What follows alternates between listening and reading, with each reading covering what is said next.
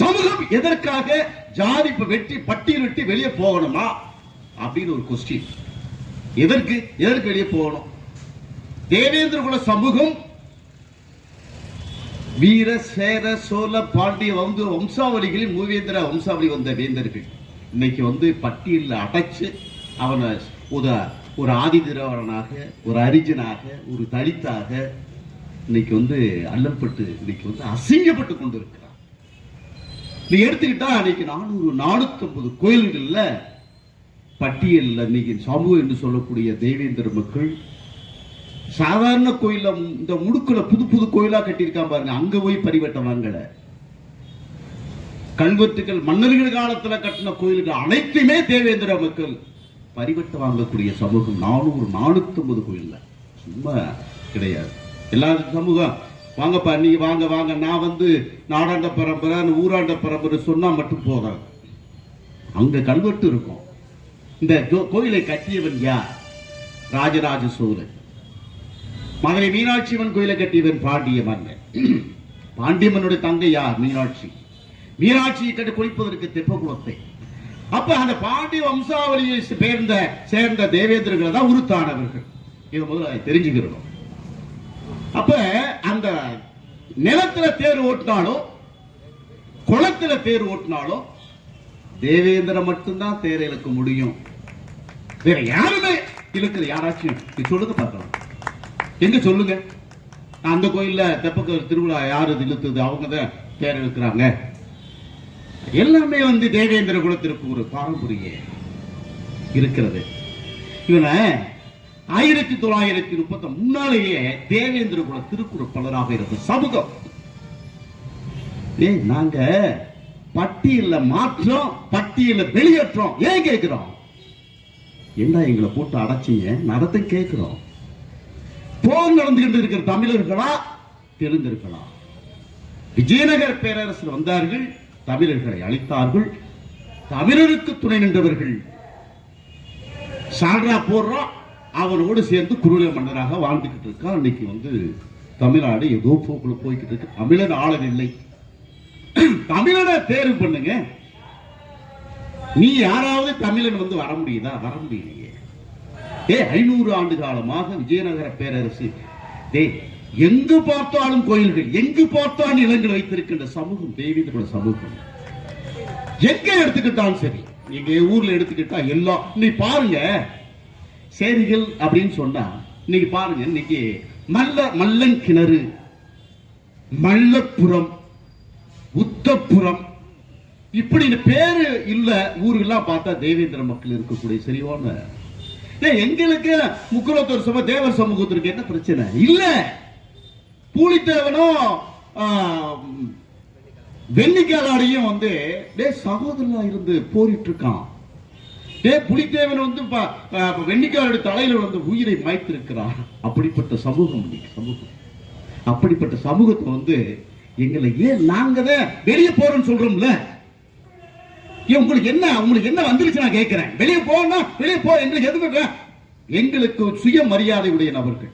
ஏன்னா 450 கோயில ஒரு பரிவட்ட வாங்கக்கூடிய சமூகத்தை ஒரு அன்டச்சபிலிட்டா பார்க்கக்கூடிய தலித் என்ற போருக்குள்ள லாக் பண்ணி இருக்கிறீங்க. எதற்குன்னு கேட்கிறோம்.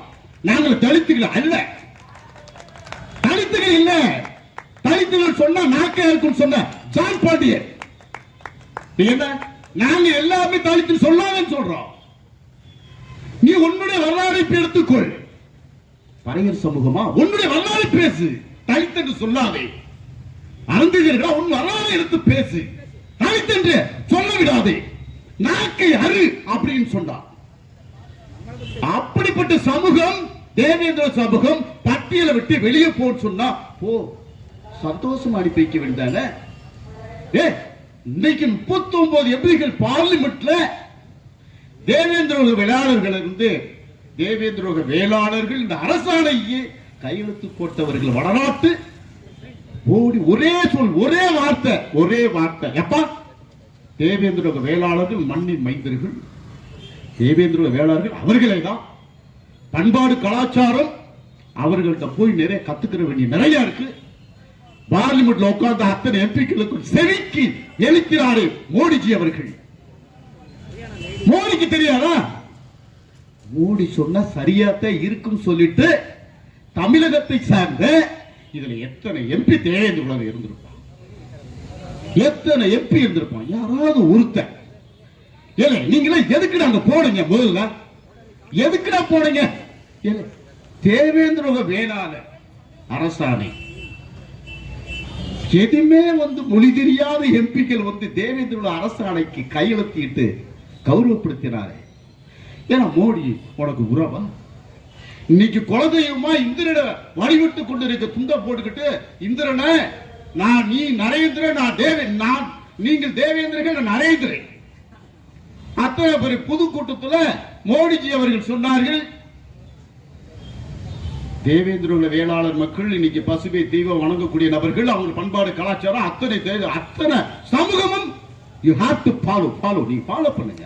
அப்படிப்பட்ட சமூகத்தை பட்டியல் விட்டு வெளியே எச்சில கூட போடுப்பா. எங்களுக்கு வேண்டாம்ப்பா. நாங்க தெய்வங்களுக்கே திருமணம் செய்து வைக்கின்ற சமூகம் ஒரே சமூகம் தேவேந்திர சமூகம்.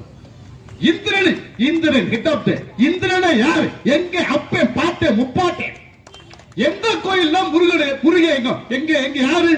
தேவேந்திரனுடைய மருமகன். அந்த தேவேந்திர மருமகனுக்கு பல்லர் மரத்துல சீர்வரிசை கொடுக்கிற திருவிழா நடக்கிறதே, அவனை போய் தலித்திற்கான ஒரு நாட்களை வச்சிருக்கேன் நாடு உருப்படுமா? தமிழர்கள் ஆண்டான நாடு எப்படி செழிப்பார வளர்ந்தது? நான் கேட்கிறேன் திராவிட சிந்தனையாளர்களே, இதுக்கு எல்லாம் முழுக்கார நினைக்கிட்டா இந்த முழுக்க எதிர்த்து பேசக்கூடிய நபர்கள் நான் ஒண்ணு சொல்ல கேட்கிறேன். நீ தலித்துல அந்த சமூகத்தில் வேற சமூகத்தில் நீ தனி கல்யாணம் பண்ணிக்க திருமணம் பண்ணிக்க ரைட் இருந்து என்னமா பண்ணிப்பா, என்னமா பண்ணிக்க, என்னமா பண்ணிக்க, அதை பத்தி கவலை கிடையாது. ஆனால் பட்டியல் வெளியேற்றத்திற்கு நாங்க வெளியே போறோம். நீங்க வெளியே போறதுக்கு 99% ஓகே, நாங்க ரெடியா இருக்கோம். நீங்க வெளியாக போறவர்கள் சம்பந்தம் பண்ண நபர்கள் அங்கேயே போயிருங்க, அங்கேயே இருந்துக்க, எங்களை விடுங்க. நாங்க முழுக்க பட்டியல் விட்டு வெளியே போகணும். நாங்கள பட்டியல் இல்லாத சமூகம். சரியா? அன்னைக்கு கோயில்ல மீனாட்சம்மன் கோயில்ல போயிட்டு எங்களை கூட்டு போல, நீ நுழைவாயில் உள்ள கோயிலுக்குள்ள அழைச்சிட்டு போய் எங்கெல்லாம் போற அந்த லிஸ்ட தேடி பாருங்க. தேவேந்திர எங்கேயாச்சும் இந்த கோயிலுக்குள்ள அவன் வெளியே கோயிலுக்குள்ள போகக்கூடாதவன் அப்படின்னு சொல்ல முடியாது. திருச்செந்தூர் கோயில போய் பாரு, தேவேந்திரோட திருக்கோயில் வாயில் இன்னும் திறக்கல. என்னடா கொடுமை. ஆகினால தயவு செய்து பட்டியல் வெளியேற்றமே விடுதலை, நமக்கு விடுதலை, தேவேந்திரக்கு விடுதலை என்று கூறி நேரம் குறுகிய நேரம் நிறைய பேசலாம். இதற்கு சரியான போதுமான இடமாக இல்லை என்று கருதி எனக்கு பேச வாய்ப்பளித்த தேவேந்திர சேனா புரட்சிப்படை தளபதி என் அன்பு சகோதரன் அழைப்பிற்கு இணங்க என்னை பேச வாய்ப்பளித்த ராஜபாண்டிய ராணா அவர்களுக்கும் இதுவரை பொறுமையோடு கேட்டு என்னை மரியாதை செய்தவருக்கும் நன்றி கூறி அமர்கிறேன். நன்றி, வணக்கம்.